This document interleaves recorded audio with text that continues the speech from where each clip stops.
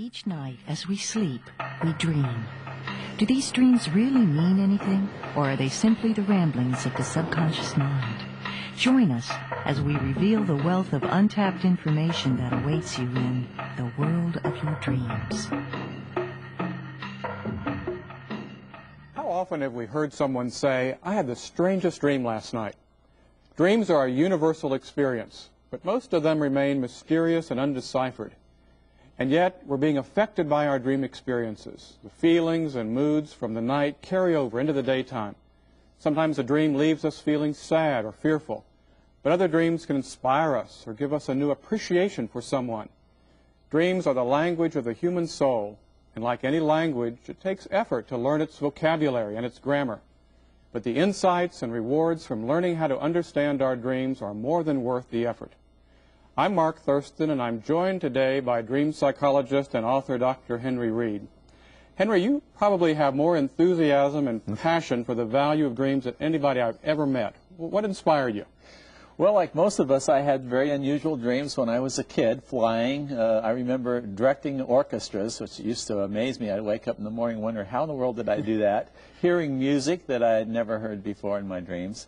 And then, like a lot of us, I forgot my dreams as I was growing up. And then when I was a psychologist in graduate school, a friend started telling me some of their dreams, mentioned Edgar Cayce and his thinking about dreams, and I got back into them. And again, started having very interesting dreams that had a big influence on my life. Now, you mentioned Edgar Cayce. He interpreted intuitively more than 1,000 dreams.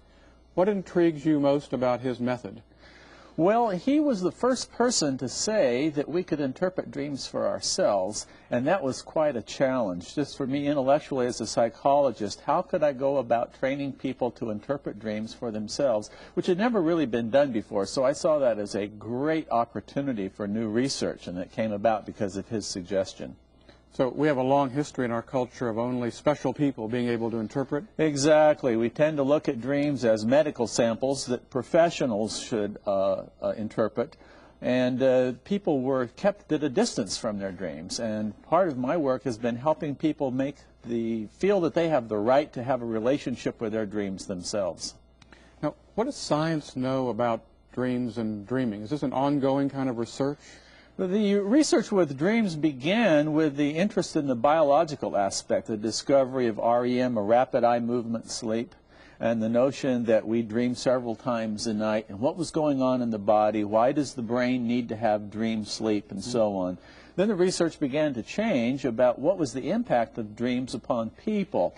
Like if you deprive a person of their dreams, they act a little crazy during the day.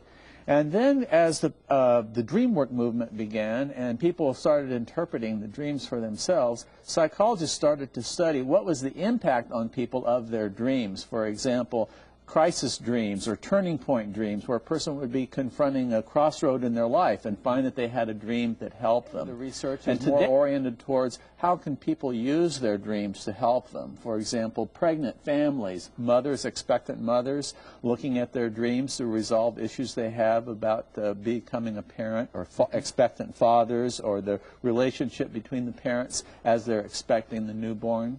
Studies of depression and dreaming, how people can help work through life crises without going into depression if they pay attention to their dreams. So the research has advanced a lot from strictly the biology of dreams to the use of dreams in daily life.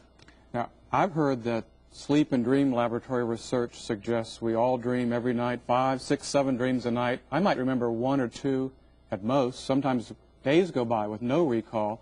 Why do people forget dreams? Well, there are a lot of different reasons why they forget.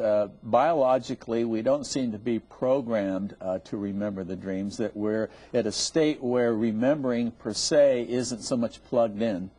Also, the dreams are very different from our ordinary life, so it's hard to make a connection. When you wake up, you don't have any basis for knowing what you dreamt. I have a recurrent dream. I won't tell it to you now, but when you have a recurrent dream, is that something special about that particular dream? There's some kind of a characteristic challenge that you face, and the recurrent dream probably has some slight changes showing your progress in dealing with that particular challenge in your life. Can I do anything with my recurrent dream? Well, you could look at how it ends, for example, work backwards and see if there's any change you can make in the script, and just practice making that change in your imagination. So using the imaginative forces to sort of continue that process. Exactly. What's the single most important thing to remember if you're going to be a dream worker? I think it's to keep at it and try to do something with your dream each time you remember a dream, whether it's seeing a person that you dream about or wearing a color or any little thing that actually takes some action on the basis of your dream.